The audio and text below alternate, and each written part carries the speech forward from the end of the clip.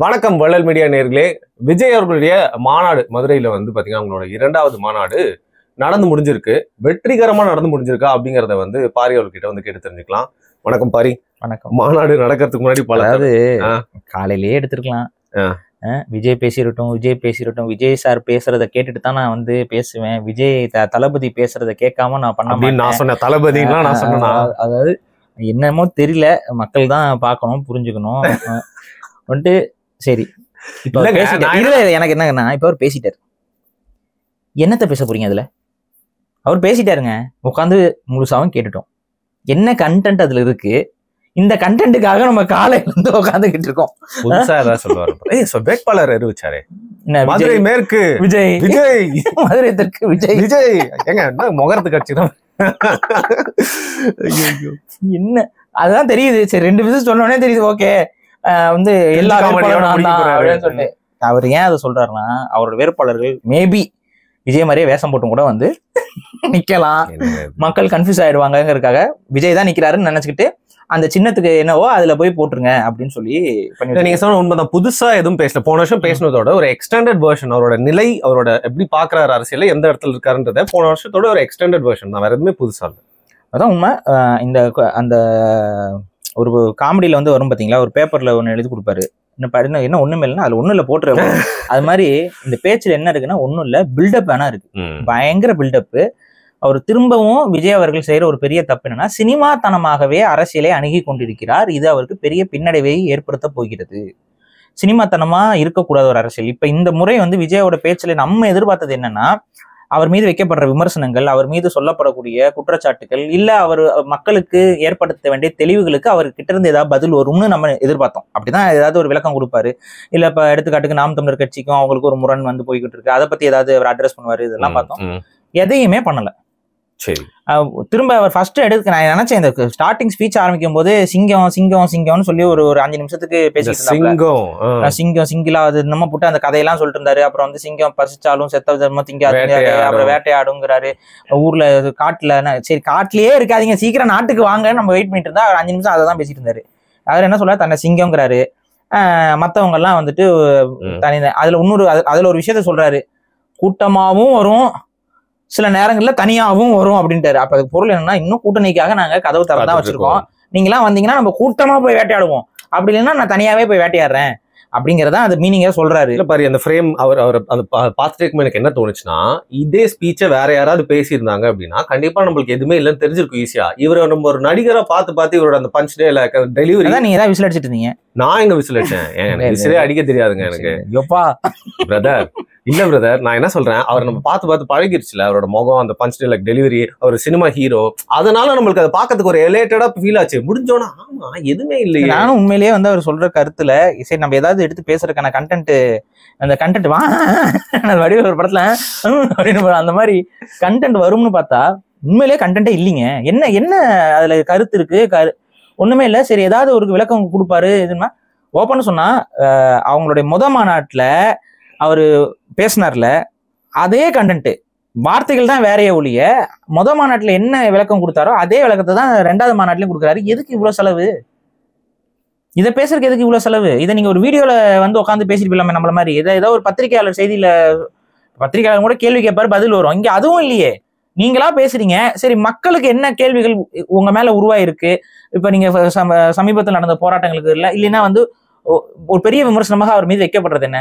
நீங்க போய் மக்கள் போராட்டத்தை பார்க்காம மக்களை வந்து உங்களை பார்க்க சொல்றீங்கிற ஒரு விமர்சனம் என்பது, அதுக்கு விளக்கம் கொடுக்கலாம்ல.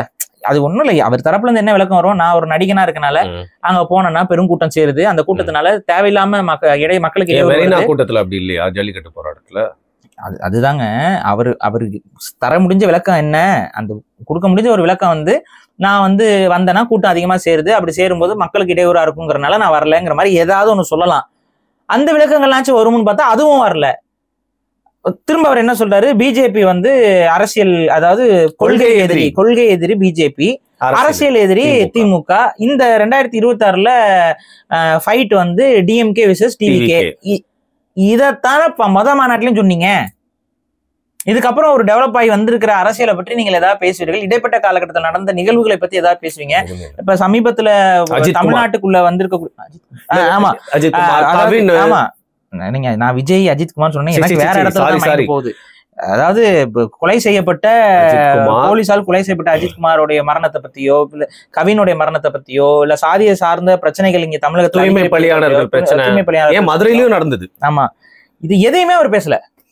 எந்த ஒரு இப்ப நீங்க திமுகக்கும் டிவிகேக்கும் தான் போட்டி சண்டை அப்படின்னு சொல்றீங்க, எதனால சண்டை அதையுமே நீங்க சொல்லலையே.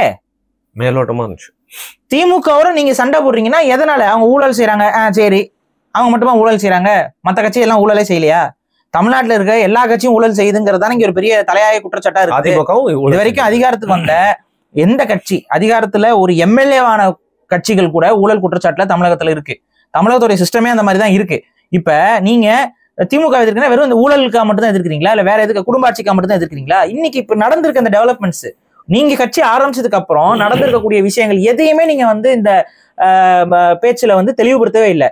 அப்பதான் இங்க பிரச்சனை என்னவாக வருதுன்னு பாத்தீங்கன்னா, திரும்ப வாக்கை பிரிக்கக்கூடிய அரசியலில் இறக்கி விடப்பட்டிருக்கிறாரா விஜய் அவர்கள்ங்கிற கேள்வி வருது திரும்ப. இல்ல நீங்க கொள்கை எதிரி பாஜகன்னு சொன்னார்ல, இப்ப வந்து ஓட்டு தேர்தல் ஆணையத்து மேலேயே ஒரு பெரிய குற்றம். எதுவுமே பேசல. அதுதான் நான் சொல்றேன், தேர்தல் ஆணைய பிரச்சனை போய்கிட்டு இருக்கு. இப்ப பாஜக ஒவ்வொரு பிரச்சனையா கொண்டு வந்துட்டு இருக்கு. இப்ப புதுசா ஒரு பிரச்சனையை இன்னைக்கு 2 நாளைக்கு முன்னாடி கிளப்பி விட்டுருக்காங்க.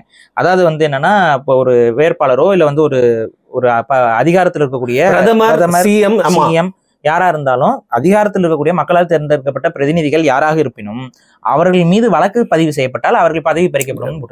வழக்கு பதிவு செய்யப்பட்டால் பதவி பறிக்கப்படும்னா இதை ஒரு சில அரசியல்வாதிகள் வரவேற்றிருப்பதும் நமக்கு அதிர்ச்சியா தான் இருக்கு.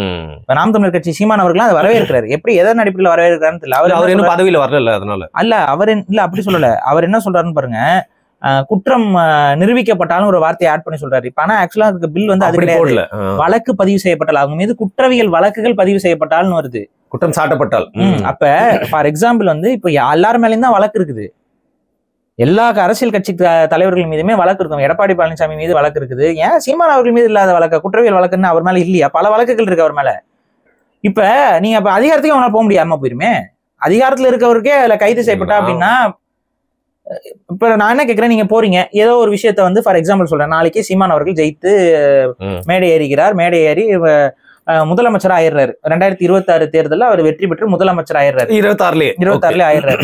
இப்ப 26 ஆனதுக்கு அப்புறம் அவர் வந்து பிரபாகரன் தான் வந்து எனது வழிகாட்டி, எனது தலைவன் அப்படின்னு சொல்றாரு. உடனே இந்திய அரசு என்ன பண்ணுது, அவர் மீது ஒரு வழக்கு பதிவு பண்ணுது. என்ன வழக்கு பதிவுனா, தீவிரவாதத்தை வளர்க்கிறார் சீமான் அப்படின்னு சொல்லி ஒரு வழக்கு பதிவு பண்றாங்க. போதும், சீமான் அவர்களை கைது பண்ணிடலாம். கைது பண்ணா பதவி போயிடும். பதவி ஏற்றாரு, அதுக்குள்ள என்னங்க இது ஏற்கிற மாதிரி இருக்காது. வழக்கு பதிவு பண்ணலாம். சீமான் அவர்கள் மீது வழக்குல எவனா ஒருத்தன் கம்ப்ளைண்ட் கொடுக்க வழக்கு எங்கேயாவது பதிவு பண்ணிட்டு ஆக்ஷன் எடுக்கலாம், அது வேற. கைதும் கூட பண்ணலாம். ஆனா கைது பண்ணா பதவி டக்குன்னு போயிடும். அப்படின்னா இத எவ்வளவு பெரிய ஒரு அரசியல் பழிவாங்கல் நடவடிக்கையா இது இருக்கும் யோசிங்க. யார் மீது வழக்கு போடுவா? அப்ப எதிர்கட்சியாக இருக்கக்கூடியவர்கள் மீதும் அந்த அரசாங்கத்துக்கு எதிராக இருக்கக்கூடிய எம்எல்ஏக்கள் இவங்க மேலதான வழக்கு என்பது நடக்கும். இப்ப பாஜகவே யார் மேல இடி ரைடு இது எல்லாத்தையும் விட்டுட்டு இருக்கு. அப்ப இதை நாம் எப்படி ஏற்க முடியும்? இது ஒரு அடிப்படை ஜனநாயகத்திற்கு எதிரான ஒரு சட்டம். இதை வந்து நாங்க நிறைவேற்ற போறோம்னு சொல்றாங்க. இதெல்லாம் நம்ம வரவேற்கவே கூடாது. சீமான் அவர்கள் அதை முழுமையாக தெரிந்து கொண்டு அதை எதிர்க்கணுங்கிறதா நம்ம சொல்றோம். ஏன்னா இப்ப பிரஸ் மீட்ல அவர் சொல்லியிருக்காப்புல, வரவேற்கிறோம், குற்றம் செஞ்ச யாரா இருந்தாலும் தண்டிக்கப்படணும் தானே அப்படிங்கிறாரு. குற்றம் செஞ்சு நிரூபிக்கப்பட்டால் கிடையாதுங்க. நிரூபிக்கப்பட்டால் அது அந்த தண்டனை இன்னைக்கும் அப்படிதான் சட்டம். இப்ப யாரா சிஎம்மா இருந்தாலும் சரி, இவங்களாலும் சரி, ஒரு ஊழல் வழக்குல இது பண்ணாங்கன்னா அவங்க கைது ஆகுவாங்க. அவங்க வந்து தண்டனை. ஆமா, ஜெயலலிதா போயிட்டு இல்லைங்க, இல்லங்க, அந்த மாதிரி ப்ராசஸ் அப்படிதான் இருந்திருக்கு சட்டத்துல. அப்படிதான் நீங்க வந்து கைது செய்யப்படுவீங்க. உங்க மேல வழக்கு பதிவு போட்டு அதுல வந்து முகாந்திரம் இருக்குன்னா நீங்க கைது செய்யப்படுவீங்க. கைது செய்யப்பட்டதுக்கு அப்புறம் குற்றம் என்பது நிரூபிக்கப்பட்டால் தண்டனை வரும். அது ஆட்டோமேட்டிக்கா உங்களோட பதவி வந்து பறி போகும். இதுல என்னன்னா இத்தனை நாட்கள்னு ஒரு இருக்கு, 30 நாள் என்னமோ, அந்த நாட்கள் வந்து நீங்க சிறையில வந்து இருந்தீங்கன்னா ஆட்டோமேட்டிக்காவே பதவி போயிரும்ங்கிறது. ஏன்னா நீங்க சிறையில இருப்பீங்க, எப்படி நீங்க வந்து அன்றாட வேலைகள் செய்வீங்க. ஸோ ஆட்டோமேட்டிக்கா பிரசன்ஸ் இல்லைங்கிறதுனால உங்களோட பதவி போயிடும். இதுதான் வந்து இருக்கிற சட்டம். இது பிரச்சனை இல்லை. ஆனா இன்னைக்கு இவங்க கொண்டு வர சட்டம்ங்கிறது பெரிய பிரச்சனை. வழக்கு பதிவு உங்க மேல வந்தாவே நீங்க வந்து குற்றவாளி அப்படின்னா இது ஒரு அரசியல் பழிவாங்கலுக்காக அப்ப சுலபமாக பயன்படுத்தலாம். பாஜக அதுக்காக தான் செய்யுது. இதை கடுமையா எதிர்க்கணும். நம்ம இதை நம்ம வரவேற்க கூடாது. அப்ப இதை பத்திலாம் ஏதாவது பேசுவார் விஜய்னு பார்த்தா எதுவுமே இல்லை. நீங்க கொள்கை எதிரின்னு சொல்லக்கூடிய பாஜகவையும் நீங்க முழுமையா விமர்சிக்கலாங்க. ஒருவேளை நீங்க அங்க இருக்கக்கூடிய சீமான் அவர்கள் கலாய்ச்சது போல தளபதி தளபதி தளபதிங்கிற மாதிரி கத்துனாங்க. அவங்க அப்படிதான் கத்திட்டு இருக்காங்க. அவங்களுக்கு அதெல்லாம் அதான் நான் சொல்றேன், ஒரு ரசிகர் கூட்டமா இருந்தா தெளிவு இருக்காதுங்கிறதுக்கு அதான் அந்த கூட்டம், அவ்வளவு பெரிய கூட்டம். ஆனா வந்து ஏதாவது தெளிவு இருக்கா? சரி, தலைவர் வந்து தெளிவுபடுத்துறாரா? எதுவுமே இல்லையே. அங்க கருத்துக்களே வந்து ஒரு செறிவான கருத்துக்களோ ஒரு ஸ்ட்ராங்கான பாயிண்ட்ஸோ எதையுமே சொல்லல. தன்னை பற்றி ஆனா புகழ் பாடல் இருந்தது விஜயோட பேச்சுல. விஜய் விஜய் விஜய் மத்தவங்களோட பேச்சுலயும் பாருங்க, விஜய் விஜய் விஜய். இது இந்த டெக்னிக்ல வந்து அரசியல் செய்யறது வந்து சரியா முறையா? அது ஒரு அறிவார்ந்த அரசியலா? அது ஒரு அடுத்த கட்ட அரசியலா? இது பின்னோக்கி தானே தள்ளுது, தமிழர்களை பின்னோக்கில தள்ளுது. ஒரு ரசிக மனப்பான்மையில அரசியல் செய்யற மாதிரி கொண்டு போகுதுல்ல. இல்லைங்க, இதுக்கு அங்க வந்து திருவள்ளூர்ல இருந்து கன்னியாகுமரியில இருந்து கோவை எல்லா சைட்ல இருந்துமே வந்து வேனை புடிச்சவள கஷ்டப்பட்டு ஆளுங்கட்சியோட அராஜகத்தெல்லாம் தாண்டி போனாங்க. இதுல என்னன்னா, ஒரு சிலர் வந்து இன்னைக்கு வந்து இந்த மாநாடு வெற்றியான என்கிட்ட ஒரு கேள்வி கேட்டீங்க ஆரம்பத்துல. ஆமா, என்னை பொறுத்த வரைக்கும் இந்த மாநாட்டில் எந்த ஒரு தெளிவும் எனக்கு வரவில்லை. எனக்கு மட்டும் இல்ல, எந்த ஒரு அரசியல்வாதிக்கும் எந்த ஒரு அரசியல் விமர்சகர்களுக்கும் இது புரியாது. ஏன்னா அது ஒரு எப்படி சொல்றது, ஒரு ஆடியோ லான்ச் ஃபங்க்ஷன் எப்படி இருக்குமோ அந்த மாதிரி தான் இது உண்மையிலே இருந்துச்சு. தன்னை பற்றி பேசிக் கொள்கிறார். அப்புறம் முன்னாடி என்ன சொன்னாரோ அதே திரும்ப சொல்லி புது குட்டி கதை. என்ன புது குட்டி கதை? புதுசா ஒரு குட்டி கதை சொன்னார். அது என்ன சொன்னாரு? அதுல வந்து பாத்தீங்கன்னா ஒருத்தர் இருப்பாராம், ஒரு அரசனு 10 பேரை கூப்பிட்டு வந்து எல்லார்கிட்டயும் ஒரு விதையை போட்டு வந்து கொடுப்பாராம். அதுல வந்து பாத்தீங்கன்னா 10 பேர் வளர்த்துட்டு வாங்க சொல்லுவாங்களாம். கொஞ்ச நாள் கழிச்சு வந்து எல்லாருமே திருப்பி வருவாங்க. ஒருத்தர் வந்து 6 அடிக்கு வளர்த்துருக்காராம், அப்புறம் ஆளோட அதிகமா வளர்த்துருக்காராம். 9 பேர் இந்த மாதிரி வளர்த்து எடுத்துட்டு வந்தாங்களாம். ஒருத்த மட்டும் வந்து எதுவுமே வளர்க்காம அந்த கப்பை கொடுத்தானா, அப்ப வந்து நீ தாண்டா என்னோட அரசியல் வாரிசல் கட்டி பிடிச்சிட்டாரான். ஏன்னா மத்த 9 பேரும் வந்து ஃப்ராடுத்தனம் பண்ணிருக்காங்களாம். எல்லாருக்குமே அவித்த விதைகள் தான் கொடுத்துருக்காங்க, அது வளரவே வளராது. அந்த 9 பேரும் வேற விதையை போட்டு பொய்யா வளர்த்துருக்காங்க. இவன் மட்டும் தான் உண்மையா வளர்த்து வந்து கொடுத்தான். இதாங்க கதை. இல்ல நான் என்ன சொல்றேன், எந்த அளவுக்கு அவர் நோட் பண்ணிருக்காருன்னு பாருங்க. இல்லங்க, ஸ்டார்டிங்ல பைபிள் கதை மாதிரி வந்துச்சு. நான் பைபிள் கதை எல்லாம் சொல்றாருன்னு பார்த்தேன், அப்புறம் ரூட் மாதிரி வந்து வேற கதை ஆயிடுச்சு. அதனாலதான் நான் வந்து சரி, அதனால இப்ப என்ன அந்த மாதிரி ஒரு ஆள் தான் விஜயா? இதுல இருந்து என்ன நீங்க புரிஞ்சுக்கிறீங்க? புரியல. அதான் எங்களுக்கும் புரியல. இந்த கதைக்கும் விஜய்க்கும் என்ன சம்பந்தம்? அந்த அவிச்ச விதை தான் விஜய்னு சொல்ல வராரா? இல்ல, அது மாதிரி ட்ரூவா இருக்கணும்னு நினைக்கிறாராம் அவரு. என்ன ட்ரூ? என்ன இதுல பெத்தவனா பொய்யா இருக்காங்களா? ஆமா, பொய்யா தானே இருக்காங்க. என்னங்க பொய்யா இருக்காங்க? என்ன பொய்யா இருக்காங்க? அவங்களுக்கு தெரியும் கொள்ளையடிக்கிறது. அவங்களுக்கு தெரியாதா? அவங்களுக்கு எல்லாம் தெரியும். கட்சிக்காரங்களுக்கு தெரியாதா? அவங்களுக்கு தெரியும். மக்களுக்கு தெரியாதுன்னு நினைக்கிறீங்களா? யாருக்கு தெரியாதுன்னு நினைக்கிறீங்க? மக்களுக்கும் தெரியும். இதுதான் இங்க பிரச்சனை. இப்ப மக்களுக்கு யாருக்காவது திமுக கொள்ளையடிக்கலன்னு நினைக்கிறீங்க, தெரியாதுன்னு நினைக்கிறீங்க? ஏடிஎம்கே வந்து ஊழல் கட்சின்னு தெரியாதுன்னு நினைக்கிறீங்க? அப்படி இருந்தா அவங்களே மாறி மாறி இங்க ஆட்சி அதிகாரத்துல இருக்காங்களா? இங்க குறைபாடு வேற. இங்க நல்லவன் எவனும் இல்ல. இதுதான் இங்க பிரச்சனை. நல்லவனுக்காக மக்கள் வெயிட் பண்ணிட்டு இருக்காங்க. அப்ப நல்லவனா நீங்க வரணும்.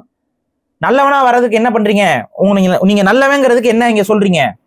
அதான் அவர் சொன்னாருங்க, நான் நன்றி கடன் பட்டிருக்கேன். என்ன நீங்க எல்லாம் 30 வருஷமா தாங்குறீங்க, யாருக்குமே கொடுக்காத வரவேற்பு பண்ணி கொடுத்துருக்கீங்க, உங்க வீட்டுல ஒருத்தனா வச்சிருக்கீங்க, அதுக்கு நான் திருப்பி அதை செய்யணும்னு நினைக்கிறேன், அதனால நான் வரேன் அப்படின்னு. அது நன்றி கடனுங்க. நீங்க என்ன செய்ய போறீங்க? மாற்றத்தை கொண்டு வர. என்ன மாற்றம்? ஆட்சி மாற்றங்க. அது எப்படி மாறும்? எதை மாற்ற போறீங்க? இதுதான் அங்க பேசியிருக்கணும். நான் ஆட்சிக்கு வந்தால் இது இந்த திட்டங்கள், இந்த மாதிரி செயல் திட்டங்கள், இன்னைக்கு இவங்க இப்படி செய்யறாங்க, நான் அதை நாளைக்கு அப்படி செய்வேன். இதுதான் ஒரு அரசியல்வாதி பேச வேண்டிய பேச்சு. அதுக்கு பதில் சொன்னாரு. என்ன சொன்னாரு? நான் வந்து மத்தவங்கள மாதிரி நான் வந்து அதை பண்ணுவேன், உருட்டுவேன், பரட்டிடுவேன் எல்லாம் சொல்ல மாட்டேன், செயல் வீரர்களா இருப்போம்னு சொன்னாரு அவரு.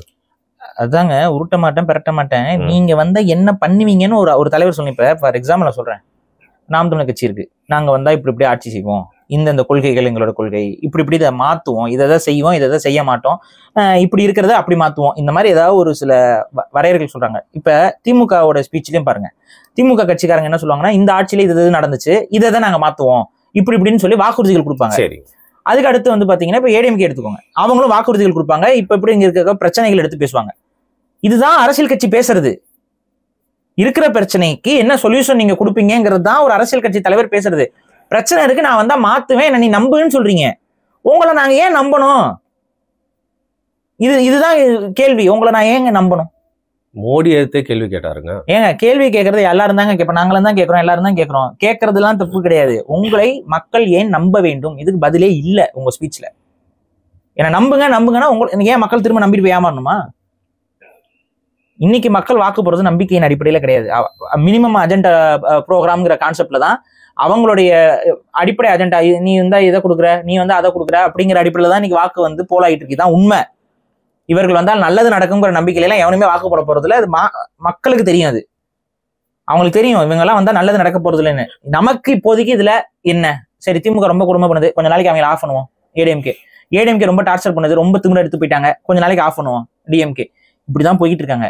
டிஎம்கே வந்தா நல்லது நடக்கும், ஏடிஎம்கே வந்தா நல்லது நடக்கும்ங்கிற அடிப்படையில எல்லாம் மக்கள் செயல்படவில்லை. இங்க பிரச்சனை என்னன்னா, நீங்க வந்தா நல்லது நடக்கும் அப்படின்னு நீங்க சொல்றீங்க. என்னென்ன நல்லது நடக்கும் அதை நீங்க இது வரைக்கும் நீங்களும் பேசுறது இல்ல, உங்க கட்சிக்காரங்களும் பேசுறது இல்ல, உங்க கட்சிக்காக நீங்க ஸ்போக் பர்சனா வச்சிருக்கிற நபர்களும் பேசுறது இல்ல. விஜயை நம்புங்க, விஜயை நம்புங்க, விஜயை நம்புங்கிறீங்க. எதுக்கு நம்பணும்? இவரும் வந்து அதே சொல்றாரு, என்ன நம்புங்க, நம்பிக்கை வைங்க, நான் வந்தா மாற்றம் வரும். எப்படி வரும்?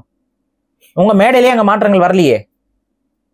திராவிட இயக்கங்கள் எப்படி மேடைகள் போடுமோ, என்ன பேசுமோ, என்ன கருத்தியல் பேசுமோ அதே தான் நீங்க பேசுறீங்க. பெரியார் வழியில் என்ன, பெரியார் வழியில என்ன கட்சி சொல்றீங்க? இன்னைக்கும் பெரியாரின் பேரன்களாம் அங்க நிக்கிறது கூட்டம்லாம், பெரியாரின் பேரன்களா எங்க கூப்பிடுங்க, அந்த பெரியாரின் பேரன்கள் அந்த ஆள் என்னென்ன பண்ணாருன்னு சொல்லுங்க. ஆதரவு அர்ஜுனாவை சொல்றாரோ? ஆதரவு அர்ஜுனாவா? தமிழ் பேரா மாத்திட்டீங்க.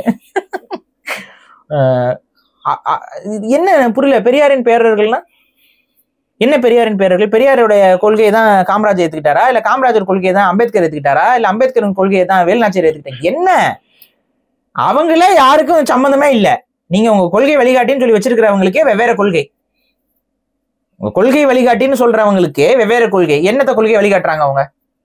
இப்ப திமுக அப்படின்னு இருக்குதுன்னா அவங்களுக்கு கொள்கைக்கு வழிகாட்டின்னு சொல்லி ஒரு குடும்பத்தை போட்டு வச்சிருப்பாங்க, நீங்க பாத்திருப்பீங்க.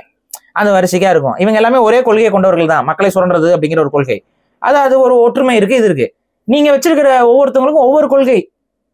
மாநில சுயாட்சிக்கு எதிரானவர் அம்பேத்கர், நீங்க இன்னைக்கு அண்ணாதுரையும் கொண்டு வந்து வச்சிருக்கீங்க. அண்ணாதுரையோட கோட்பாடு வந்து மாநில சுயாட்சியே கேட்டவர் அவரு. நீங்க மாநில சுயாட்சி கொடுக்க கூடாதுன்னு சொல்லி போராட்டம் பண்ற நபராக இருப்பவர் அம்பேத்கர். ரெண்டு பேரும் ஒரே இடத்துல வச்சிருக்கீங்க. காமராஜர் தேசியவாதி, அண்ணா வந்து தேசியவாதின்னு சொல்ல முடியாது, அவர் திராவிட கருத்தியல்வாதி. தேசியவாதியும் திராவிட கருத்தியல்வாதியும் ஒரே இடத்துல வைக்கிறீங்க. என்ன? எம்ஜிஆரையும் வச்சிருக்காங்க. அது கேட்டா என்ன சொல்றீங்க? எம்ஜிஆரையும் வந்து அண்ணாவையும் நாங்க ஏன் வைக்கிறோம் அப்படின்னா, எப்படி எம்ஜிஆர் ஜெயித்தாரோ, எப்படி அண்ணா ஜெயித்தாரோ அப்படி நாங்கள் வைக்கிறோம் அப்படின்னா, இது என்ன பேச்சு? இதுல பிரேமலதா அவங்களுக்கு இருந்தது ஒரே ஒண்ணு, விஜயகாந்த் அவர்கள் தான், அதையும் எடுத்துட்டாங்க. தெரியல. ஆமாங்க, எடுத்துட்டாங்க. இவரும் பேசினாரு, இந்த மதுரைனாலே யார் ஞாபகம் வருவா, புரட்சி தலைவருக்கு கூட பழக எனக்கு வாய்ப்பு கிடைக்கல, ஆனா புரட்சி கலைஞர் கூட நான் வந்து பழகிருக்கேன் அப்படின்னு கீழே ஃபுல் எல்லாம் ஆட்டுறாங்க. அந்த விஜயகாந்த் இவங்க எல்லாம் ஒண்ணும் பார்த்தா சினிமா மட்டும் தான் எங்களுக்கு தெரியுது. மதுரைன்னா விஜயகாந்த் உங்களுக்கு ஞாபகம் வருதா? பாண்டியர் மன்னர்கள்லாம் உங்களுக்கு ஞாபகம் வரல, விஜயகாந்த் இவங்கெல்லாம் தான் ஞாபகம் வருது. சங்கம் ஞாபகம் வரல, தமிழ் ஞாபகம் வரல. அது எப்படி ஞாபகம் வரும்? நீங்க தான் அறிக்கையிலேயே லெட்டர்ல வந்துட்டு பேச்சு. நான் ஜிகர்தாண்டா சொல்லுவாருன்னு ரொம்ப எதிர்பார்த்தேங்க. ஜிகர்தாண்டா சொல்லுவாருன்னு ரொம்ப எதிர்பார்த்தேன். அலங்காநல்லூர், ஜல்லிக்கட்டு எல்லாம் சொல்லிட்டு அழகர் எல்லாம் சொன்னாரு. ஜிகர்தண்டா, மல்லிப்பூ, கறி தோசை. அதாவது இவருடைய பேச்சுல உண்மையிலேயே மெச்சூரிட்டி இல்லை. இது ஒரு தலைவருக்கான பேச்சும் இல்லை. இதை இவர் மாற்றி கொள்ளாம இந்த சினிமா தனங்களை மாற்றி, அவருக்கான தெளிவா தெரியுது நமக்கு முன்னாடி கூடியிருக்கவங்களுக்கு என்ன எதிர்பார்க்கறாங்க, அதை தான் எதிர்பார்க்குறீங்க. நீங்க அதுக்கு அவங்கள சாட்டிஸ்ஃபை பண்ண பாக்குறீங்க. அவங்கள மட்டும் சாட்டிஸ்ஃபை பண்ணி பிரயோஜனம் இல்லை. அது ரசிகர் கூட்டம், மக்கள் வாக்கு போடுறவங்க மக்கள். அவங்களோட கேள்விக்கு உங்களோட ஸ்பீச்ல பதில் இருக்கா? இல்ல. என்ன நம்புங்க, நான் வந்தா செய்வேன் அப்படின்னு சொல்றது எல்லாரும் சொல்றதுதான். அதில் நீ உண்மையா செய்வீங்கிறதுக்கு உத்தரவாதம் என்ன? நீங்க என்ன செஞ்சிருக்கீங்க இது வரைக்கும்? இதைத்தான் நீங்க பேசணும். அப்போ நீங்க மக்கள் மீது உங்களுக்கு அதீத அக்கறை இருக்கிறது. நீங்கள் இதை நான் செய்வேன், இப்படி நான் பண்ணுவேன், இன்னைக்கு ஒரு போராட்டம் நடந்துச்சு, அதுல திமுக எப்படி நடந்துச்சுன்னு பாருங்க, இதெல்லாம் நீங்க விமர்சிக்கணும்ல. திமுகவை நீங்க விமர்சிக்கவே இல்லைங்க இந்த வீடியோல.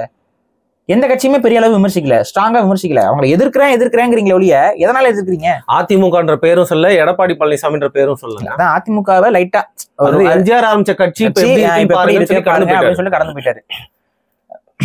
அதுதான் நான் என்ன சொல்றேன்னா, நீங்க ஒரு அரசியல் தலைவராக இருந்து பேசணும். அவர் அரசியல் தலைவரா விஜய் வந்து இந்த கூட்டத்தை அணுகிறாரா, இல்ல ஒரு சினிமா நடிகரா தான் அணுகிறாராங்கிற சந்தேகம் தான் நமக்கு வலுவாக இருக்கிறது. காரணம், அரசியல் தலைவராக அவர் பேசியிருந்தால் இவ்வளவு கொடுமைகள் நடக்கக்கூடிய திமுகல அந்த ஆட்சியில என்னென்ன பிரச்சனைகள் நடந்து கொண்டிருக்கிறது, போராட்டக்காரர்கள் எப்படி அவங்க இது பண்றாங்க, அதெல்லாம் வந்து நீங்க எடுத்து உடைக்கணும். அப்பதான் அது ஸ்ட்ராங் இம்பாக்டா இருக்கும். நீங்க கவனிங்க, இப்ப நாம் தமிழர் கட்சியில இடையில வந்துட்டு ஒரு மாடுகளுக்கு மாநாடு, அதுல அந்த மாடு மேய்க்க போன ஒருத்தரை வந்து தடுத்தாங்க காவல்துறை. அவரை கூப்பிட்டு மரியாதை செஞ்சு இது ஒரு விஷயம் பண்றாங்க. இது ஏன் அவங்க பண்றாங்க? இப்ப அவரை கூப்பிட்டு மரியாதை செய்யணுங்கிற இன்டென்ஷன் எதனால அவங்க பண்றாங்க அப்படின்னா, அப்பதான் இவரை அவங்க அவமதிச்சாங்கிறது வரலாறுல பதிவாகும். அப்ப அதை அவங்க ஹைலைட் பண்ணி காட்டுறாங்க. அப்ப உங்களோட அரசு என்ன செய்யுது, அந்த அரசுக்கு எதிராக நான் எப்படி இருக்கேன், இந்த என்னோட செயல்பாடுங்கிறது இப்படித்தான் இருக்கும் அப்படின்னு சொல்லிட்டு அந்த அரசுடைய கட்டளையை மீறி அவங்களுடைய சட்டத்தை மீறி அவர் மாட போய் மேய்ச்சிட்டு வர்றாரு. இப்ப இது வந்து இம்பாக்ட்ஃபுல்லா மக்கள் மனதுல பதியும், பரவாயில்ல செய்யறாருன்ட்டு. இப்ப இதே மாதிரி ஒரு விஷயத்த விஜய் அவர்கள் செஞ்சாருன்னா அதுவும் அவருக்கு ஒரு பிளஸ் பாயிண்ட் அமையும். ஆனா விஜய் இது மாதிரிலாம் செய்ய மாட்டேங்கிறீங்க. நீங்க என்ன பண்றீங்க, போராட்டக்காரர்கள் அங்க போராட்டம் பண்ணிட்டு கைதாயிடுறாங்க, நீங்க ஒரு குரூப்பை கூப்பிட்டு வச்சு நீங்க உட்கார வச்சுக்கிட்டு வந்து நான் வந்து பேசுறேன் பண்றேன் அப்படிங்கிறீங்க. இப்போ உங்களுக்கும் ஸ்டாலினுக்கு என்ன வேறுபாடுங்க, புரியுதுங்களா? பதவியில இருக்கிற சிஎம்ஆ இருக்கிற ஸ்டாலினும் மக்களை வந்து பார்க்க மாட்டாரு. நீங்க பதவிக்கே வரல, நீங்க ஒரு சாதாரண நடிகர், நீங்களும் வந்து பார்க்க மாட்டீங்க. அப்படித்தானே பார்வை வரும். இப்ப அவரும் கூப்பிட்டு உட்கார வச்சு பேசினாரா இல்லையா? அவங்களோட பிரதிநிதிகளை 4-5 பேரை கூப்பிட்டு உட்கார வச்சு பேசினாரா இல்லையா? நீங்களும் அதுதான் பண்ணிருக்கீங்க. அப்புறம் நீங்க இங்க இன்னைக்கு என்ன கூவுறீங்கன்னா, சாதாரண சாமானிய மக்கள் நாம அப்படின்னு சொல்லி, மக்களுடைய பிரதிநிதி அப்படின்னு சொல்லி, மக்களுக்கான பிரதிநிதி, மக்களுக்கான தளபதினு சொல்லி நீங்க உங்களை டிக்ளேர் பண்றீங்க. மக்களுக்கான தளபதி மக்களை பாக்குறதுக்கு மக்களோடு நிக்காம மக்களை என்ன வந்து பார்க்க சொல்லுன்னு சொல்றது அரசர் மாதிரி. அரசர்களுமே அப்படி இருக்கக்கூடாதுங்க. மக்கள் ஒரு குறை இன்னும் உட்கார்ந்து இருக்காங்க ஒரு இடத்துலன்னா அவங்கள போய் சந்திக்கிறவன் தாங்க அவங்களுக்கு சேவகனா இருப்பான். இது வந்து ஒரு டிக்டேட்டர் மனநிலைங்க. இதை நீங்க செய்யக்கூடாது. இதை நீங்க செய்யறதெல்லாம் விமர்சிக்கத்தான் படும். நான் தான் சொல்றேன், உங்களுக்கும் ஸ்டாலினுக்கு என்ன வேறுபாடு, என்ன மாற்றம், எதுக்கு உங்களை நாங்க நம்பணும், அவர் எப்படி நடந்துக்கிறாரு அதே மாதிரி தான் நீங்களும் நடந்துக்கிறீங்க. இந்த கேள்விக்கு பதில் இருக்கா? இந்த மாதிரியான கேள்விகளுக்கு தான் பதில் வரும்னு நாங்க எதிர்பார்த்தோம். சரி, ஒரு வருஷம் போயிருக்கு, எதுக்கெல்லாம் வந்து பதில் சொல்லு. நீங்க சொன்ன மாதிரி ஆரம்பிக்கிறாரு, கேரவன்ல இருக்கோம், வரோம் போறோம், சரி அதுக்கு பதில் சொல்லுவாரு பார்த்தா சொல்ல போயிட்டாரு. நான் அப்படிதான் பண்ணுவேன் என்ன நம்பு, நான் இப்படிதான் பண்ணுவேன் என்ன நம்பு. எப்படி நம்ப முடியும், எப்படி நம்பிக்கை வரும்? ஸோ இந்த கூட்டம் என்னுடைய ஒரு ஓவராலா நான் வந்து இந்த படத்துக்கு ஒரு ரேட்டிங், சாரி இந்த மாநாட்டுக்கு ஒரு ரேட்டிங் நான் கொடுக்கணும் அப்படின்னா, இது வந்து பாத்தீங்கன்னா மாநாடு வந்து சிறப்பா இருந்துச்சு, படம் கிடையாது. இந்த உண்மையிலேயே இந்த மாநாடு வந்து கூட்டம் நிறைய வந்துச்சு, நிறைய பேர் வந்தாங்க. போன முறை நடந்த தவறுகளை எல்லாம் இந்த முறை கொஞ்சம் குறைச்சிருக்காங்க. இந்த முறை சில அசம்பாவிதங்கள் நடந்தது, அது தவிர்க்க முடியாது. அது வந்து விழுந்ததா சில விஷயங்கள் ஆக்சிடென்ட் ஹேப்பன்ஸுங்க. நம்ம இதெல்லாம் வந்து இது பண்ணிட்டு இருக்க கூடாது. கொடிக்கம்பம் அவ்வளவு பெரிய கொடிக்கம்பம் நடணுமாங்கிறது கேள்வி. அந்த மாதிரி அதாவது கேள்வி அது எனக்கு இருக்கு. பட் அவ்வளவு பெரிய கொடிக்கம்பத்தை நீங்க அவ்வளவு கிரௌட் எல்லாம் இருக்கிற ஏரியால நீங்க தூக்கி வச்சு நிப்பாட்டும் போது ஆக்சிடென்ட் மைட் ஹேப்பன். இவ்வளவு பெரிய கொடிக்கம்பத்துல உங்க கொடி பறந்து என்ன பிரயோஜனம்? இவ்வளவுதான் கேட்கறேன். இல்ல, அந்த கார் ஒண்ணு உடஞ்சது பாத்திருப்பீங்க. நான் அவர்கிட்ட ஒண்ணு சொல்லணும்னு நினைக்கிறேன். உங்க கார் நல்லா இருந்திருந்தா கூட உங்க மூஞ்சி வந்து இவ்வளவு ஃபேமஸா இருக்காது. உங்க கார் உடஞ்சி உங்களோட ஃபேஸ், இனோவா கார் கூட விலை தெரியுமா? அது குறைஞ்சது எனக்கு தெரிஞ்சு 30 லட்சம் நினைக்கிறேன். ஃபேஸ் ரெஜிஸ்டர் ஆச்சு இல்லைங்க. 30 லட்சம் கொடுத்த ஃபேஸ் ரெஜிஸ்டர் ஆனா என்ன, ரெஜிஸ்டர் ஆகலைன்னா என்ன? கார் ஓனருக்கு தெரியுங்க அந்த வலியும் வேதனையும். ஐயோ சரி விடுங்க அது. ஆனா அது ஒரு ஆக்சிடென்ட். நீங்க இப்படி யோசிங்க, சப்போஸ் அந்த கொடிக்கம்பம் ரசிகர்கள் மேல, அந்த இன்னொரு ஒரு ரசிகர்கள்லாம் அந்த பாட்டில்லாம் உட்காந்து சாப்பாடு உணவு இருந்துட்டு கொஞ்சம் மது இருந்துட்டு இருந்தாங்க, அப்ப அவங்க மேல விழுந்திருந்தா, அவங்க மண்டையில விழுந்திருந்தா அது வேற மாதிரி ஆயிருக்கும். ஸோ இதெல்லாம் வந்து தவிர்க்கணும். இவங்க மட்டும் இல்ல, எல்லா அரசியல் கட்சிகளும் மாநாடு நடத்துறேங்கிற பேர்ல இந்த மாதிரி கூமுட்டத்தனமா பேனர் வைக்கிறது, ஒரு இடத்துல ஓப்பன் கிரவுண்ட்ல நடத்தி தான் ஆகணும், ஸ்டேஜ் கட்டி தான் ஆகணும், அதை ஒன்றும் பண்ண முடியாது. ஆனா அதுக்கு ஒரு பெரிய அளவுல இந்த லைட்டிங் கொடுக்குறோம், அதை இது பண்றோம், இப்படி பண்றோம், அப்படி பண்றோம்னு சொல்லிட்டு ஓவர் எக்ஸாகரேட் பண்ற சில வேலைகளை செய்யும் பொழுது இந்த மாதிரி சம்பவங்கள் நடக்கும். இந்த கூட்டத்திலையும் இப்ப நம்ம பேசிட்டு இருக்கும்போது அந்த கூட்டம் கலைஞ்சிக்கிட்டு இருக்கு. ஸோ இந்த கூட்டத்திலையும் வந்து பாத்தீங்கன்னா போகும்போது கவனமா போகணும், பத்திரமா போங்க, அதுதான் நம்ம சொல்றது. இன்னொன்னு என்னன்னா, இதுல பாவம் ஒரு பையன் வந்து மின்சாரம் தாக்கி இறந்துருக்க. இதெல்லாம் மனசுல கொஞ்சம் வச்சுக்கோங்க, கொஞ்சம் கேர்ஃபுல்லா இருக்கணும் இந்த மாதிரியான விஷயங்களுக்கு வரும்போது போகும்போது. இது ஆனா தவிர்க்க முடிஞ்ச விஷயம்னா இந்த மாதிரி செட்டப் நீங்க பண்ணும்போது ஏதாவது 1-2 அசம்பாவிதங்கள் இவ்வாறு நடப்பதற்கான வாய்ப்புகள் அதிகம். அதனால தயவு செஞ்சு இந்த மாதிரி வந்து இந்த எக்ஸாகரேட்டடா இந்த மாநாடுகள் நடத்துறது எல்லாமே ஒரு விதமான ரிசோர்ஸ் வேஸ்ட் தான். இதெல்லாம் என்ன இப்ப புரியுதுங்க, ரிசோர்ஸ் வேஸ்ட். நான் என்ன சேர்க்கிறேன்னா, இதே இம்பாக்ட விஜய் அவர்கள் ஒரு பிரஸ் மீட்ல கொடுத்துட முடியும், சமய ரீச் ஆயிருக்கும். புரியுதுங்களா? ஒரு பிரஸ் மீட்டை நீங்க உட்கார வச்சு, பிரஸ்ஸை கூப்பிட்டு வச்சு உட்கார வச்சு, இப்ப ராகுல் காந்தி ஒரு இடத்துல பண்றாருல, கூப்பிட்டா ஒரு விஷயத்துக்காக கூப்பிட்டு அந்த தேர்தலில் இப்போ முறைகேடுகள் நடந்திருக்கு போயிருக்கு அப்படி இப்படின்னா சொல்றோம். நம்ம அதை பத்தி தனியா பேசுவோம். என்னுடைய அடிப்படை கொள்கையில ஒரு மிக முக்கியமான கொள்கையே இவிஎம்ஸ் இருக்கக்கூடாதுங்கிறது தான். நம்ம முன்னாடியே பேசிருக்கோம். இவிஎம் அப்ப புடிச்சு நம்மள கடிச்சிட்டு இருந்தாங்க. ரெண்டாவது வந்து தேர்தல் ஆணையம்லாம் போய் தேர்தல் நம்ம சொல்றோம், தேர்தல் ஆணையமே வந்து மேனிபுலேட் செய்யப்படும்னு சொல்லும்போது தேர்தல் ஆணையத்தை விமர்சிக்க கூடாதுங்க, தேர்தல் ஆணையத்தை விமர்சிச்சா சட்டப்படி குற்றங்க அப்பதான் சொன்னேன், சட்டப்படி குற்றம்னு விமர்சிக்க கூடாதுன்னு சொல்றதுலேயே புரிஞ்சுக்க வேண்டாமா இங்க என்ன உள்ள ஓட்ட இருக்கு. அப்ப தேர்தல் ஆணையத்துல நிறைய முறைகேடுகள் நடக்கிறதுங்கிறது உண்மை. இவிஎம் மிஷின்ஸை நம்ப முடியாது. இவிஎம் இல்லாத ஒரு தேர்தல் தான் முறையான தேர்தலாக இருக்குங்கிறதுலாம் என்னுடைய ஆணித்தனமான அசைக்க முடியாத கொள்கை. அதை நான் தெளிவா சொல்லிடுறேன். இது ஆரம்பத்துல நம்ம சொல்றதுதான். ஸோ இந்த விஷயத்தையும் நம்ம தனியா பேசுவோம். ஏன்னா அதுக்கான டேட்டாஸ் கொஞ்சம் கலெக்ட் பண்ணிருக்கோம். அது ஏன்னா இன்னும் பேச முடியாதுல்ல, அவங்க டேட்டாஸ் வந்து இன்னும் பேசுவோம் தெளிவா. அப்ப இதெல்லாம் வந்து ஆக்சுவலா வந்துட்டு பேசியிருக்கணும். இப்ப அந்த மாதிரி ஒரு பிரஸ் மீட்டை கொடுக்கும் பொழுது இந்தியா முழுக்க பார்க்கப்படுது. அதே போல விஜய் அவர்கள் ஒரு பிரஸ் மீட் கொடுத்தா முக்கியமான ஊடகங்களை கூப்பிட்டு அவங்களை கேள்வி கேட்க சொல்லி அந்த கேள்விக்கு ஒரு பதில் கொடுத்தாருன்னா அது இதை விட பெரிய இம்பாக்ட். செலவு நீங்க காஸ்ட் வித் எஃபெக்டிவ் ரேஷியோன்னு ஒண்ணு பார்க்கணும். எவ்வளவு குறைஞ்ச விலையில ஒரு விஷயத்த நீங்க கொண்டு போய் மக்கள் மத்தியில சேர்க்குறீங்க அப்படிங்கிறத முக்கியம். இப்ப நம்ம திராவிட ஒழிப்பு மாநாடு ஒன்று இது பண்ணோம். அப்ப அதுல வந்துட்டு நம்ம என்ன சொல்லியிருந்தோம், திராவிட ஒழிப்பு மாநாடு நடத்தும் போது நான் அந்த பேட்டிகள் நீங்க கேட்டீங்கன்னா தெரியும். கண்டிப்பா திராவிட இயக்கங்கள் வந்து நம்மை கண்டு எவ்வாறு அஞ்சுகிறார்கள் என்பதற்கு இது ஒரு உதாரணமா இருக்கும்னு நான் சொல்லியிருப்பேன் நான். ஏன்னா எனக்கு தெளிவா தெரியும் இவர்கள் நடத்தோட மாற்றம் கூடாம என்னென்ன குட்டிக்கான அடிப்பாங்கன்னு நமக்கு நல்லா தெரியும் தானே. அப்ப அந்த இது பார்க்கும் பொழுது மக்களுக்கு ரொம்ப தெளிவாக இவர்களுடைய அந்த ஒரு அதிகார போக்கு மாற்று கருத்துக்கு இவர்கள் அனுமதி கொடுக்க மாட்டுகிறார்கள். மாற்று கருத்தை அனுசரிச்சு கொள்ள ஏற்றுக்கொள்ள முடியாத கூட பக்குவமற்றவர்கள் இவர்கள் அப்படிங்கிறது. எந்த விதமான கொள்கை கோட்பாடும் கிடையாது. ஒரு விவாதத்துக்கு இவங்க தயாரா இருக்க மாட்டாங்க. எதிர்கருத்துக்கு மரியாதை கொடுக்க மாட்டார்கள். ஒரு அகம்பாகம் பிடித்த ஒரு அரசியல் கூட்டம் இது அப்படிங்கிறத மக்கள் மத்தியில உணர்த்துச்சு. இதுதான் நம்மளுடைய ரிசல்ட். அது நமக்கு சாத்தியமாச்சா இல்லையா, நடந்துச்சோ நடக்கலையோ அது ஒரு பெரிய இம்பாக்டை கிரியேட் பண்ணுச்சுல. இதுதான் செலவுக்கும் அந்த இம்பாக்டுக்கும் இருக்கக்கூடிய ஒரு விஷயம். விஜய் அவர்கள் இதை மனசுல வச்சுக்கிட்டு செயல்படணும். இப்ப நீங்க பண்ண செலவு எவ்வளவு இருக்கும்? ஒரு எனக்கு தெரிஞ்சு ஒரு இருக்கும் இல்லைங்க, ஒரு 30 கோடி இருக்குமா? மேலேயே இருக்குங்க. சரி, நான் மினிமம் நான் சொல்றேன், ஒரு 30 கோடிக்கு மேல செலவு பண்ணி தான் இந்த மாநாடு வந்து நீங்க எஃபர்ட் டைம். இது வந்து நான் சொல்றது இந்த மாநாடு ஏற்பாட்டாளர்களுக்கு. இந்த மாநாட்டுக்கு வந்தவனுக்கு எல்லாம் செலவு கொஞ்சம் யோசிச்சு பாருங்க. ஒருத்தனுக்கும் பஸ் கிஸ் எல்லாம் பிடிச்சி எடுத்துட்டு வந்தவங்களுக்கு அவங்க வரவங்க போறவங்க சாப்பாடுக்கு படம் வாங்கி கொடுத்தா கண்டிப்பா அந்த ஒரு ட்ரிப்புக்கும் போறதுக்கும் ஒரு 30,000 ஆயிருக்கும். ஒரு பஸ்ல எல்லாம் கொண்டு வந்தாலும் 30 ரூபா 35 ரூபா ஆயிருக்கும். எஃபெக்ட் ஆகுது. அதுதான் காஸ்ட் எஃபெக்டிவா ஒரு விஷயத்த செய்யணும் அரசியல்வாதிகள். அதை செய்ய மறுத்தீங்க அப்படின்னா உங்களுக்கும் நட்டம், உங்க கட்சிக்கும் நட்டம், உங்களை நம்பி இருக்கக்கூடிய தொண்டர்களுக்கும் நட்டம். இதுல சில பேருக்கு உயிரே போயிருக்குங்கும் போது அது எவ்வளவு பெரிய இழப்புன்னு கொஞ்சம் புரிஞ்சுக்கோங்க. ஸோ இந்த மாதிரி வந்து அடுத்தவர்களுடைய பொருளாதாரத்தையுமே பொதுவா வேஸ்ட் பண்ணாதீங்க. இந்த ஒரு நாள் கூத்துக்கு எதுக்கு இவ்வளவு பெரிய ஆட்டம்? இது உங்களுக்கு மட்டும் சொல்ல, நான் எல்லா கட்சிகளுக்கும் சொல்றேன். 20 மினிட்ஸ் கூட பேசிக்க மாட்டாரு அந்த. அப்ப அதை ஃபுல் எஃபர்ட்ல நீங்க பயன்படுத்தணும். நீங்க இவ்வளவு செலவு பண்ணி ஒரு இது பண்ணீங்கன்னா அது எவ்வளவு முக்கியமா எல்லாரும் பாக்குறாங்க, எல்லாரும் லைவ்ல பாக்குறாங்க. அப்ப அதுக்கு தகுந்த மாதிரி வேல்யூபிளான கண்டென்ட் நீங்க கொடுக்கணும்லாங்க. நீங்க கோபமா பேசியிருக்கணும், அதுவும் இல்ல.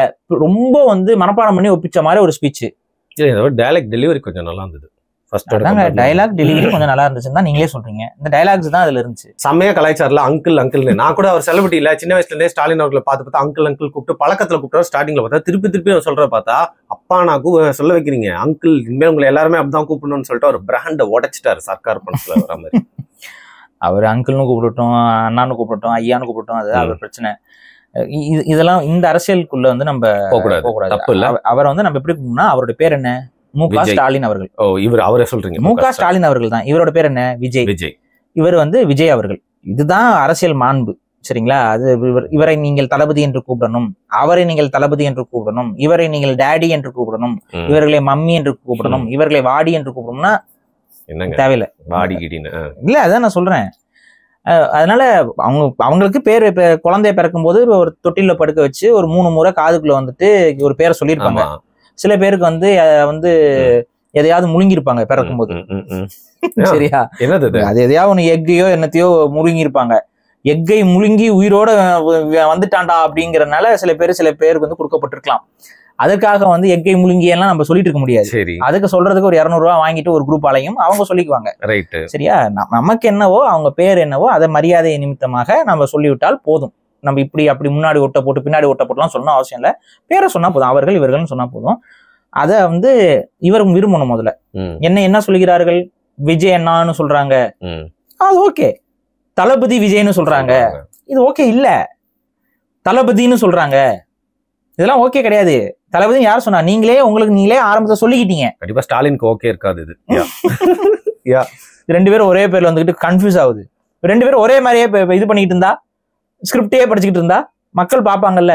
ஸோ இங்க என்னன்னா விஜய் அவர்கள் மீது இன்னொரு சந்தேகம் என்பது இந்த மாநாட்டில் மீண்டும் வலுவாக உருவாகிறது. என்னன்னா இவர் திமுகவுடைய வாக்குகளை பிரித்து திமுகவை வெற்றி பெற செய்வதற்காக திமுகவை மட்டும் எதிர்ப்பதாக காட்டிக்கொள்கிறாரோ அப்படிங்கிற திமுக எதிர்வாக்குகளை பிரிக்கிறதுக்கு திமுகவுக்கு எதிராக இருக்கக்கூடிய வாக்குகளை வேற ஒரு கட்சிகளுக்கு போகாம தடுத்து அதை பிரிச்சு ஓரமா ஒதுங்கிட்டு திமுக ஜெயிப்பதற்கு வழிவகை செய்வாரோ அப்படிங்கிற ஒரு விமர்சனம் என்பது இந்த ஸ்பீச்ல இருந்து வருது. காரணம் என்னன்னா திமுகவுக்கு நான் எதிரி என்று சொல்லக்கூடிய விஜய் அவர்கள் திமுகவை எதிர்ப்பதே இல்லை நடைமுறையில்.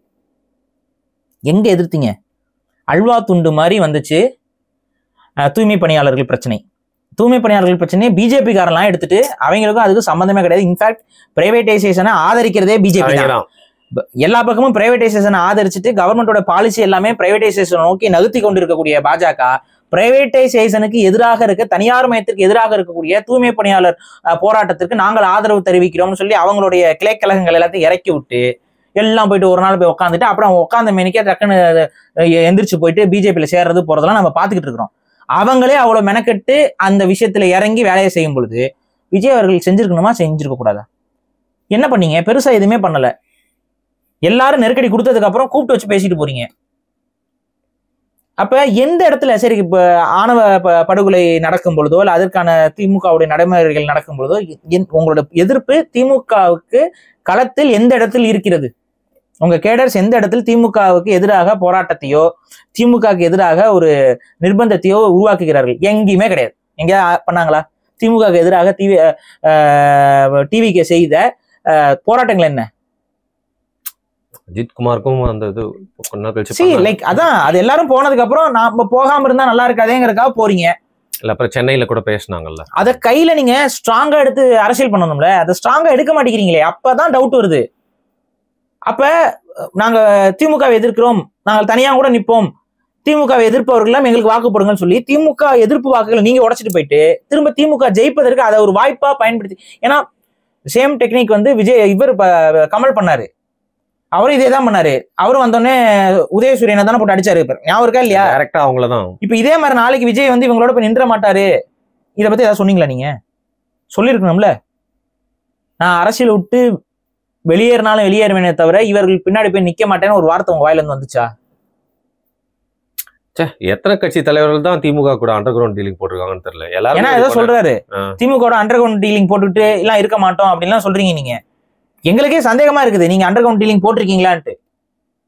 அப்படிதான் இது பார்க்கப்படும். சோ தயவு செஞ்சு இந்த மாநாடுன்னு சொல்லி உங்க நீங்க சம்பாரிச்ச சினிமால சம்பாரிச்ச காசு எல்லாத்தையோ இல்ல லாட்டரி அடிச்சு சம்பாரிச்ச காசு எல்லாத்தையோ வேஸ்ட் பண்ணாம புரிஞ்சுக்கோங்க, இதெல்லாம் வேஸ்ட், தண்ட செலவு. இந்த தண்ட செலவு செய்யாதீங்க. முடிஞ்சா ஒரு பிரஸ் மீட்டை கொடுங்க. என்னங்க ஒரு பிரஸ் மீட் கொடுக்குறதுக்கு இவருக்கு என்னங்க? ஏதோ ஒரு காலத்துல பிரஸ் மீட் கொடுத்தாருங்க, அது அந்த சைலன்ஸ் கத்துவார்ல. இவர் விஜய் ரசிகர் என்பது எல்லாருக்கும் தெரியும். ஃபேமஸ் கிளிப்புங்க அது. அதாங்க ஃபேமஸ் கிளிப் தான். ஒரு பிரஸ் மீட் கொடுத்தீங்க, சைலன்ஸ் எல்லாம் போட்டு அங்க மிரட்டி விட்டீங்க. அதே மாதிரி இப்போ ஒரு பிரஸ் மீட் கொடுக்குறதுக்கு என்ன? இது அட்லீஸ்ட் ஜனநாயகன் படம் வந்து பாலையா நடிச்ச பகவந்த் கேசரி படத்தோட ரீமேக் ஆனா சொல்லிருக்கலாம், அதுவும் சொல்லாம போயிட்டாரு. இல்ல ஏதாவது ஒன்று சொல்லிருக்கலாம்ல. அதுதான் அந்த மாநாடு இவ்வளவு பெரிய ஏற்பாடு உண்மையில சொல்ல போனா வேஸ்ட். இன்னொன்னு என்னன்னா, இந்த மாநாட்டுல சில நல்ல விஷயங்களே செய்திருந்தார்கள். அதுக்கான உண்மையான கிரெடிட்ஸ் யாருக்கு நம்ம கொடுக்கணும்னு இருக்கு. தண்ணி பிரச்சனை இதெல்லாத்தையும் கீழே எல்லாம் போட்டுட்டு இது பண்ணாங்க. அது ஆக்சுவலா நாம் தமிழர் கட்சி தான் முதல்ல வந்து நடைமுறைப்படுத்தினாங்க.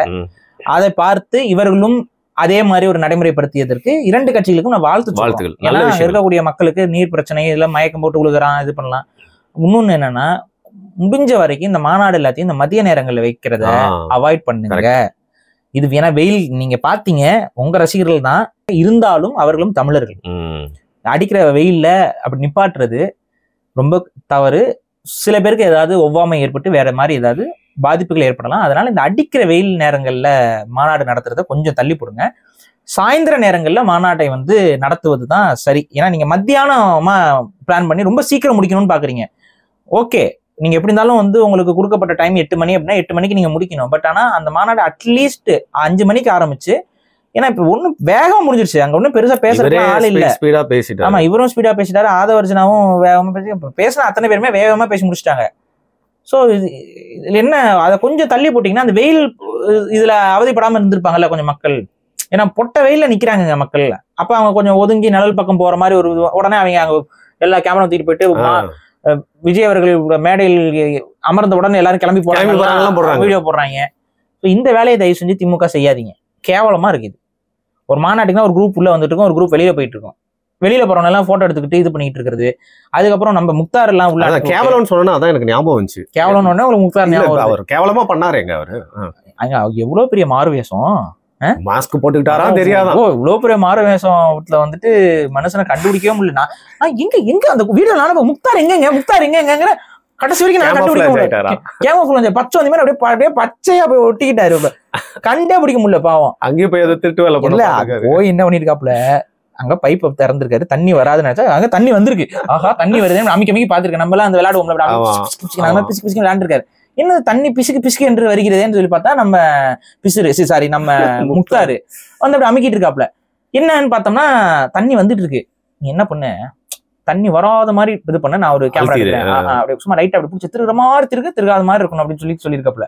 சொன்னோடனே அதை கேட்டிருக்காங்க போல. கேட்டோடனே ஓஹோ வர்ற தண்ணியை நிப்பாட்டி நீ வீடியோ எடுத்து நன்றி கடனை காட்ட போற அப்படின்னு சொல்லி போயிட்டு நீங்க வெளியில போங்க, அவங்க இருக்கக்கூடாது அப்படின்னு சொல்லி டீசெண்டா அனுப்பிச்சு. அது வந்து அவர் என்ன பண்ணாரு, பக்கத்துல இப்படி போய் பார்த்தாரு, எவனாவது ஒருத்தர் கை வைப்பான், அதை வச்சு ஒரு அனுதாப இதை உருவாக்கிடலாம். லைட்டா அவர் தொட்டனே அந்த விஜய் படத்துல எல்லாம் விஜய் வந்து இப்படி நிப்பாரு அப்படின்னு ஒருத்தர் அப்படியே பறந்து போய் அந்த கட் அவுட் எல்லாம் உடச்சிட்டு போவான்ல, அந்த மாதிரி ஏதாவது ஒரு ஸ்டண்ட் போடலான்ட்டு இவரும் இப்படி முன்னாடி வந்து பாக்குறாரு, இப்படி முறைச்சு பாக்குறாரு, சைட்ல வராரு, எவனும் தொடவே மாட்டேங்கிறான், பக்கத்துல வராத போ அப்படின்னு ஒதுங்கி போறாங்க, தொட்டுட்டோம்னா தீட்டுங்கிற மாதிரி. அப்புறம் சரி எவனும் தொடவே மாட்டேங்கிறான், நம்ம என்ன பண்றது, நம்மளா உருண்டு போனோம், பைத்தியம் முடிச்சிருச்சுன்னு சொல்லிடுவாங்கன்னு சொல்லிட்டு அப்படியே நரம்பி கிளம்பி போயிட்டாப்ல. இதெல்லாம் கேவலமா இறங்குவாங்க. இது ரொம்ப தப்பு இல்லையா? இது ஒரு ஊடகம் செய்யற வேலையா? அது நீங்க குறைகள் இருக்கு, நீங்க சுட்டி காட்டினீங்க பரவாயில்ல, குறையை உருவாக்கி சுட்டி காட்டுறதெல்லாம் இல்லை. சரி நீங்க அதுல இன்னொன்னு, அந்த இதுல ஆக்சுவலா நம்ம சில விஷயங்களும் சொல்ல வேண்டியது நடுநிலையா நம்ம சொல்லணும். சேரும் கூட இங்க கொடுக்க கூடாதுன்னு சொல்லிட்டு அழுத்தம் கொடுத்துருக்கு திமுக. ஒரு மாநாடு நடத்துறாங்க, சேரும் கூட கொடுக்க கூடாது. இதெல்லாம் எப்படி ஏத்துக்கிற மாதிரி இருக்கா? இதுல எனக்கு இன்னொரு கடுப்பு என்னன்னா, அவங்களுக்கு சேர் கிடைக்காம அவங்களே வேற வழி இல்லாம கேரளால இருந்து சேரை கொண்டு வராங்க. அது எவ்வளவு ஒரு துயரமான ஒரு விஷயம். ஆனா அதுக்கு இவங்க என்ன சொல்றாங்க அப்படின்னா, ஒரு சில கட்சிகள் இவங்களை இப்ப டிவிகேவை எதிர்க்கிற பிரதான எதிரி கட்சியாக டிவிகே கருதுற சில கட்சிகள்லாம் இருக்கு. அது எதுக்கு அதை வந்து உதிரி கட்சிம்பாங்க, ஆனா அதை தான் எதிரி கட்சியா செயல்படுவாங்க. புரியுது. அவங்க எல்லாம் என்ன பண்ணிட்டு இருக்காங்க, சேரெல்லாம் இவங்க உடைச்சிடுறாங்களாம். அதனால யாருமே சேர் கொடுக்கறது இல்லையா? இது யாரை காப்பாத்துறீங்க இப்ப? திமுகவை. என்னத்துக்கு? அதாவது டிவிகேவை எதிர்க்கிறதுக்கு திமுகவோட அட்டுழியங்களை கூட நியாயப்படுத்தாம நாளைக்கு உங்களுக்கு அவன் சேர் கொடுக்க மாட்டான், என்ன பண்ணலாம்? நாளைக்கு இவங்களுக்கு சேர் கொடுக்கலன்னா என்ன பொருள் அதுக்கு? அப்ப நீங்களும் சேர் உடைக்கிறீங்க, வலிக்கும்ல. இன்னொன்னு, சேரை உடைக்கலைங்கிறதெல்லாம் எந்த பிசினஸ் மேனும் ஏன்னா இந்த பிசினஸ் எப்படி ஒர்க் ஆகும்னு உங்களுக்கு தெரியும். போச்சு சேர் உடைஞ்சுன்னா காசு, சேர் உடைஞ்சதுன்னா ஆக்சுவலா அவங்க ஃபைன் அமௌண்டோட போடுவாங்க. ஒரு சேருக்கு இவ்வளவு ரேட்டுன்னு இருக்கு, அது அதிகமா தான் வச்சிருப்பாங்க. நீங்க உங்ககிட்ட கொடுப்பாங்க இத்தனை ஆயிரம் சேரு, இத்தனை லட்சம் சேர் அப்படின்னா அது ஒரே வெண்டர்ல இருந்து வராது, 2-3 வெண்டர்ல இருந்து இருக்கும். அவங்க பேர் எழுதிருப்பாங்க. ரிட்டர்ன் சப்மிட் பண்ணும்போது இவ்வளவு சேர் வாங்கியிருக்க, எவ்வளவு சேர் வந்திருக்கு, அதுல இவ்வளவு டேமேஜா இருக்கு, இதுக்குன்னு சேர்த்து பில்ல போட்டு தான் வாங்குவாங்க, கணக்கு போட்டு அப்படிதான் பில்ல போட்டு வாங்குவாங்க. இதுல அவனுக்கு நஷ்டமே கிடையாது. ஆக்சுவலா சேர் உடைஞ்சா லாபம் தான் அவங்களுக்கு. ஆனா இது தெரியாமல் எவ்வளவோ கூட்டம் நடத்திருப்பாங்க, எவ்வளவோ இது பண்ணிருப்பாங்க, இது உங்களுக்கு தெரியாம இருக்காது. ஆனாலும் டிவிகேவை சும்மா எதிர்க்கணும் அப்படிங்கறக்காக அவங்களுக்கு ஏற்படுத்தப்படக்கூடிய அநியாயங்களும் கூட நம்ம நியாயப்படுத்திட்டு போறது ஏற்க முடியாது. ரெண்டாவது, டோல்கேட் வந்து எல்லா மாநாட்டுக்கும் எல்லா கட்சிக்கும் டோல்கேட் வந்து இலவசமாக்கப்படும். கரெக்டா? ஓபன் பண்ணி விட்டுருவாங்க. இப்ப டோல்கேட்டை உடைக்கிறார்கள் அப்படின்னு சொல்லிட்டு இதே கட்சி, எந்த கட்சி வந்து இதை பேசுதோ அதே கட்சி டோல்கேட்டை உடைக்கிறாங்க. உங்க கட்சிக்கு கூட்டத்துக்கு மட்டும் டோல்கேட்டை வந்து திறந்து விட்டானா? இங்க ரகலையெல்லாம் பண்ணது இல்லையா?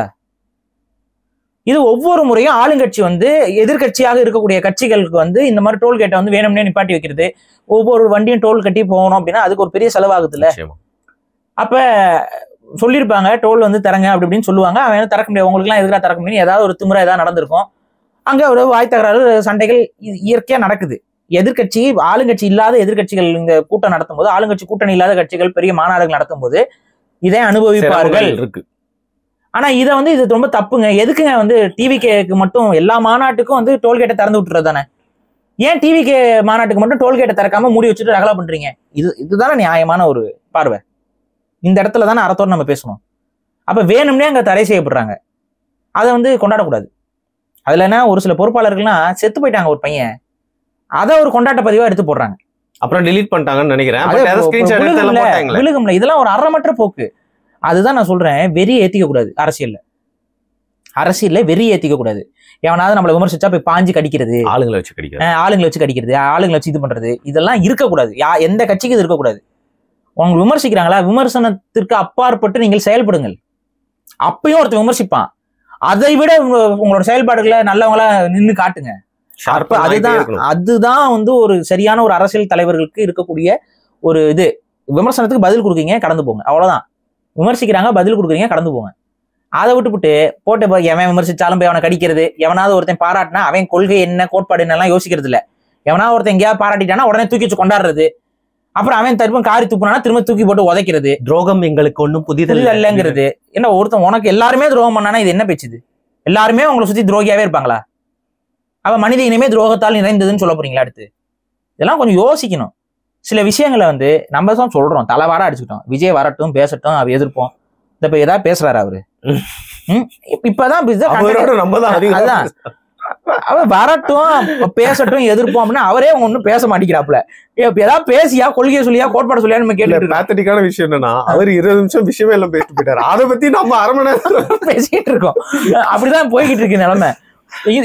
இப்படி விட்டு அதுக்கு முன்னாடி போய் பாஞ்சு அடிச்சு, இது தேவையில்லை. நான் திரும்ப சொல்றேன், திமுக ஒழியணும், அதுல யாருக்காவது மாற்று இருக்கா?